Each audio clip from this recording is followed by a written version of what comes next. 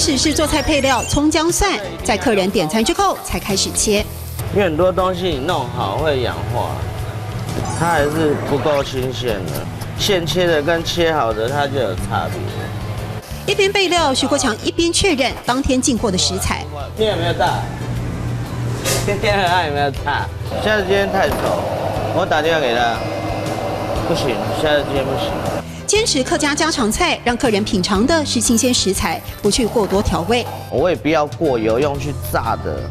像我们客家小炒，你们刚才有看到，我们就是用油慢慢炒，慢慢炒。高职念餐饮管理的徐国强开餐厅，原本是抱着爱吃美食、试试看的心态，却发现南瓜米粉煮不出记忆中妈妈的味道，四处拜师学艺。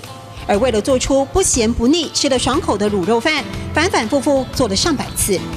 研究很久，很多年了，为什么？就是要让它简单，越简单越好，品质而顾后，掌为用心狗。哦，品质一定要顾好，才会有口碑，对不对？品质听头爱顾后，张波有你说。卤肉选用黑猪肉，不要过多辛香料。料理在徐国强眼中就是要简单，但又好吃。就像他做生意不求客人多，他说客人多上菜慢会被抱怨，他宁愿精致的处理每一道菜。我是为了兴趣来做的，你不要把我搞得好像我是在工作而工作。曾经因此赶过客人，熟客们也都习惯来这里吃饭得多点耐心，等待老板认真烹煮的美味。